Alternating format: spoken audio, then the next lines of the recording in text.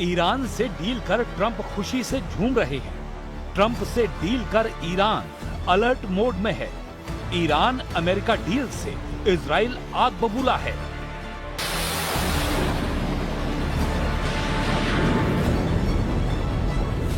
Israel ने ऐलान कर दिया है कि खाड़ी युद्ध अभी बाकी है।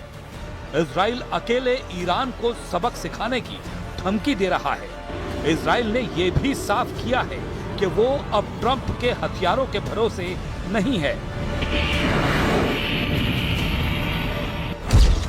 इजराइल खुद को ठगा हुआ महसूस कर रहा है। इजराइल ट्रंप को यह समझा नहीं पा रहा कि ईरान का खतरा टला नहीं है। इजराइल ने जिस अमेरिका के दम पर युद्ध शुरू किया वही धोखेबाज निकला।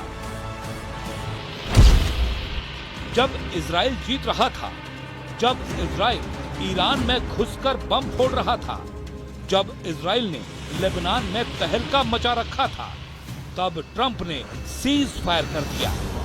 39 दिनों के युद्ध में इजराइल सब पर अकेले भारी पड़ रहा था। तब ट्रंप ने नेतन्याहू को डांटकर हमले बंद करवा दिए। यही नहीं, इजराइल की लाख कोशिशों के बाद भी ट्रंप ने ईरान की सभी शर्तें मानकर समझौता कर डाला। यहीं से इजराइल का गुस्सा भड़का है। ट्रंप से डील होते ही इजराइल के सभी दुश्मनों ने बदला लेने का ऐलान कर दिया है, जिसे नजरअंदाज कर ट्रंप अपनी पीठ थपथपा रहे हैं। ट्रंप रैलियों में ईरान से डील को ऐतिहासिक बता रहे हैं। उन्होंने ईरान को निष्पक्ष समझौते का यकीन दिलाया है। Now we're trying to work out a deal that's fair, and we also want to work out a deal. You know, the stock market hit a new high today again.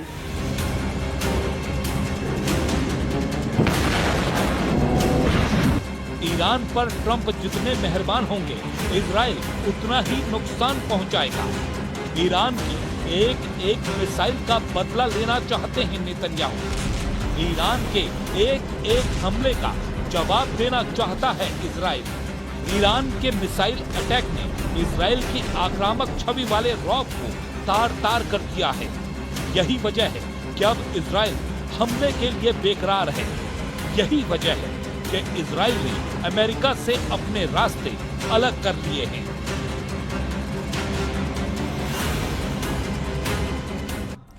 नमस्कार, कच्चा चिट्ठा देख रहे हैं आप। मैं हूं आपके साथ सपना शुक्ला। ईरान ने अमेरिका से हुए समझौते को ट्रंप की करारी हार कह दिया है। ईरान ने यह भी साफ कहा है कि वो अपने मिसाइल प्रोग्राम पर किसी तरह की बातचीत और समझौते के लिए तैयार नहीं है। इधर इजराइल ने ऐलान किया है कि ईरान से युद्ध अभी खत्म नहीं हुआ है।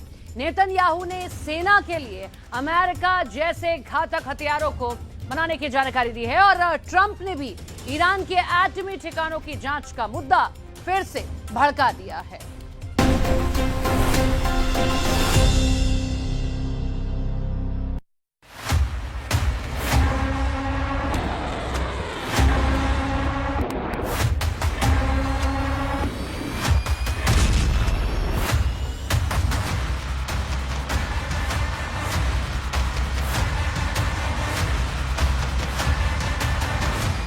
ईरान फ्रंट शांत होते ही इजराइल ने 2 वॉर जोन फुल फोर्स में एक्टिव कर दिए।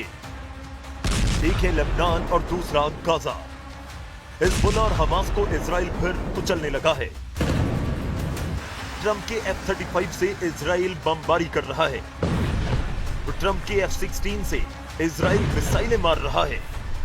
ट्रंप के अपाचे हेलीकॉप्टर से इजराइल तबाही मचा रहा है। ट्रंप के दिए GBU-39 बम से इजराइल ईरान समर्थित लड़ाकों को दहला रहा है। लेकिन ट्रंप ऐसा बयान दे रहे हैं जिससे ईरान और इजराइल दोनों की उलझन बढ़ी हुई है। आखिर ट्रंप चाहते क्या हैं? वो क्यों इजराइल को लेबनान में हमले से रोक नहीं पा रहे? क्या नेतन्याहू का गुस्सा देख ट्रंप बैकफुट पर चले गए हैं? Israeli forces have opened fire in southern Lebanon today, killing 2 people. Are you confident that the ceasefire is still holding? Well, we'll see what that. Look, they've been fighting each other for many, many years, decades, and we'll see. But it's going to come along. Iran America के समझौते ने Israel के सारे मंसूबे fail कर दिए। Israel ने कितने प्लान बना रखे थे ईरान के एटमी प्रोग्राम की तबाही के, ईरानी मिसाइलों की बर्बादी के, ईरान की कट्टर लीडरशिप के सफाई के, ईरान समर्थित लड़ाका ग्रुप के खात्मे के, इनमें से एक भी मिशन अब तक नेतन्याहू पूरा नहीं कर पाए। उधर ईरान ऐलान कर रहा है कि जैसे अमेरिका ने सरेंडर किया है, वैसे ही इजराइल को जल्द घुटनों पर लाकर मुस्तफा खाड़ी में सुपर पावर बन जाएंगे। ईरान ने वॉर पॉलिसी बदल दी है। ईरान अब दुश्मनों के हमले का इंतजार नहीं करेगा। ईरान अब हमले के खतरे के अलर्ट पर दुश्मनों को बर्बाद कर डालेगा।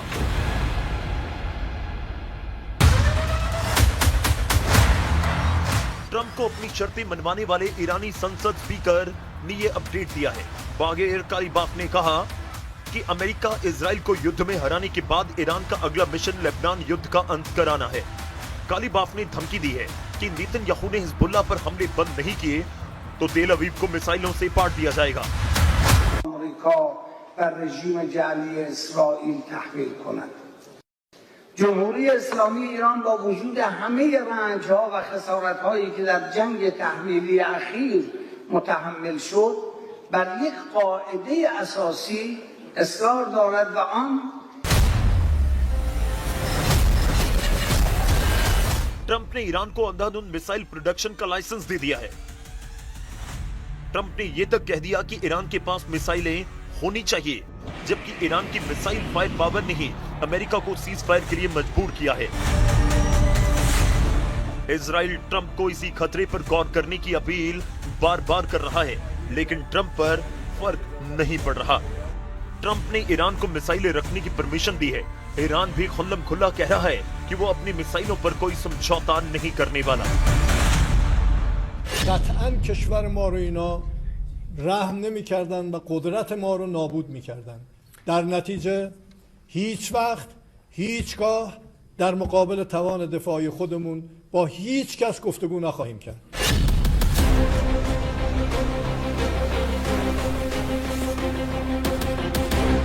ईरान की मिसाइलों से बचने के लिए इजराइल क्या ट्रंप के भरोसे रह सकता है? इसलिए अब नेतन्याहू अकेले युद्ध का फैसला करने का मन बना चुके हैं। उन्होंने अपनी वॉर टीम को नए ऑर्डर दिए। नेतन्याहू चाहते हैं कि इजराइल की सेना अब अमेरिका हथियारों के भरोसे न रहे, यानी इजराइल अब हथियारों के नए कारखाने एक्टिव करने वाला है। इजराइल स्वदेशी जंगी लड़ाके बनाने जा रहा है। फिलहाल अमेरिका के दिए जिन हथियारों से इजराइल सभी दुश्मनों पर भारी पड़ता है, उस लिस्ट के घातक जंगी लड़ाकों के नाम जान लीजिए। इजराइल के पास अमेरिका के दिए F-35, F-15 और F-35 जंगी जेट हैं। इजराइल के पास अमेरिका के दिए AH-64 अपाचे, CH-53C स्टेलियन और ब्लैक हॉक हेलीकॉप्टर हैं। इजराइल के पास मेड इन अमेरिका मिसाइल और गाइडेड बम में GBU-39, मार्क 80 सीरीज बम और एमराम बियॉन्ड विजुअल रेंज वाली मिसाइलें हैं। इजराइल अमेरिका से मिली M109 हॉप्टिजर तोप और M113 बख्तरबंद गाड़ियां भी इस्तेमाल करता है।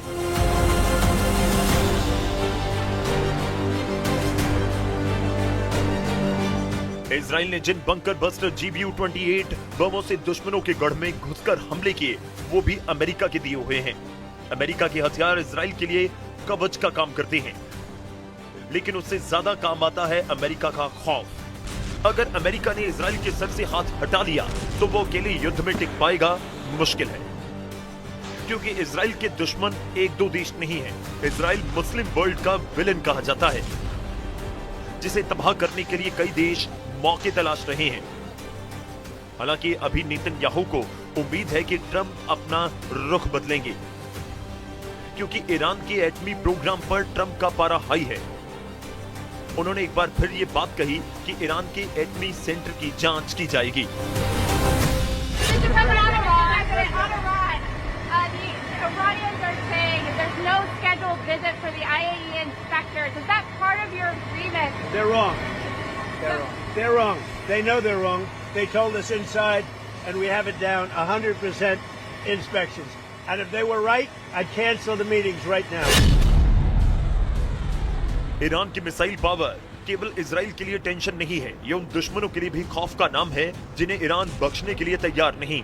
खाड़ी के कुछ देशों से ईरान को अभी हिसाब बराबर करना है।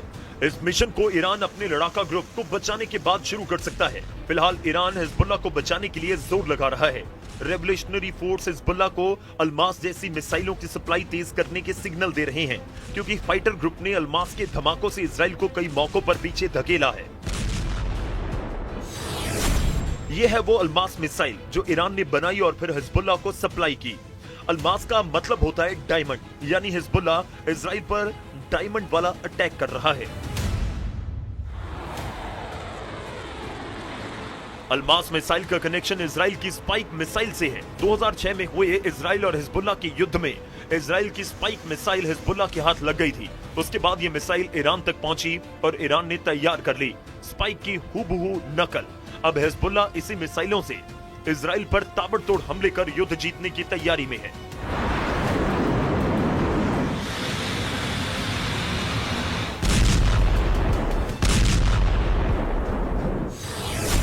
अल्मास के हमलों के बाद इजराइल में इसे हिजबुल्लाह का डायमंड युद्ध कहा जा रहा है।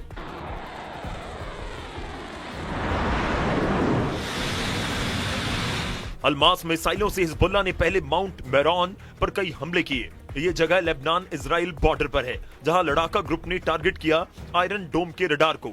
माउंट मेरॉन पर एक ही हमले में बहुत ही सटीक तरह से उसे उड़ा डाला गया, नेतन्याहू का सिक्योरिटी कवच। इसी रडार से इजराइल हिजबुल्लाह के रॉकेट को ट्रैक करता है। ऐसे हमले इजराइल के लिए बड़ा चैलेंज बन गए हैं। कब हिजबुल्लाह की कौन सी मिसाइल टकराएगी, कब हिजबुल्लाह के रॉकेट गिरेंगे, इजराइल की सेना के लिए ये बड़ी पहेली बन चुकी है।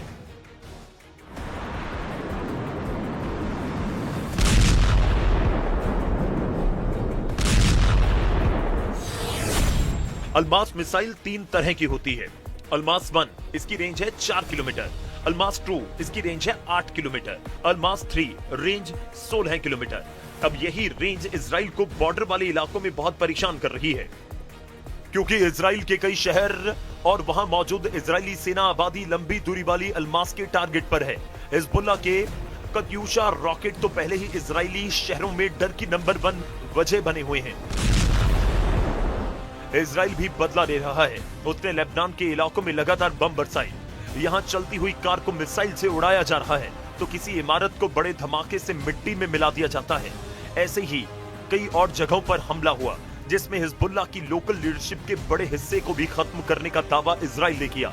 इजराइल के ग्राउंड ऑपरेशन को देखते हुए इजराइल लेबनान की लाखों की आबादी अपना घर छोड़कर उत्तर की तरफ जा चुकी है।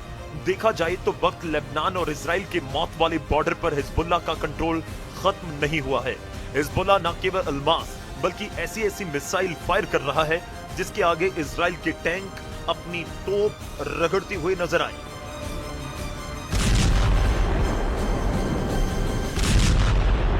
हिजबुल्लाह के पास है 3 बहुत ही खतरनाक एंटी टैंक मिसाइल और मल्टी बैरल रॉकेट लॉन्चर। ये मिसाइल ईरान से सप्लाई की जा रही है और ऐसी मिसाइलों का हिजबुल्लाह के पास बहुत बड़ा जखीरा है। हिजबुल्लाह 3 तरह की एंटी टैंक गाइडेड मिसाइल इस्तेमाल कर रहा है। ये है कॉर्नेट, इसकी रेंज 5 किलोमीटर। रूस की मिसाइल है, लेकिन ईरान अब इसका देशी वर्जन दहलाविया तैयार कर चुका है और ऐसी बहुत सी मिसाइल अब हिजबुल्लाह के पास हैं। दूसरी है BGM-712 anti tank guided missile, range है 3.5 किलोमीटर। ये अमेरिका से बनी मिसाइल है, लेकिन अब इसकी नकल ईरान तैयार कर रहा है और उसने हिजबुल्लाह को सप्लाई भी की। और तीसरी है 85 कॉनकोर्ड्स, रेंज 4 किलोमीटर। रूस ने बनाई है और अब ईरान में ये तौसान नाम से तैयार की जाती है।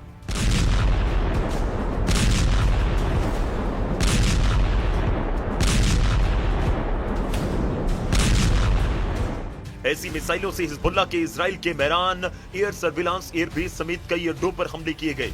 ग्राउंड ऑपरेशन शुरू होने से पहले हिजबुल्लाह इन्हीं मिसाइलों से इजरायली ठिकानों को टारगेट करता रहा है। ये तीनों मिसाइल बहुत ही घातक है और जिस तरह से इन्होंने इजराइल के अड्डे उड़ाए, उससे ये बात साबित हो जाती है। हिजबुल्लाह का दावा है कि उसका हर हमला इजराइल को मुंहतोड़ जवाब है। ऐसे हालात में अमेरिका इजराइल से युद्ध रोकने की बात कर रहा है।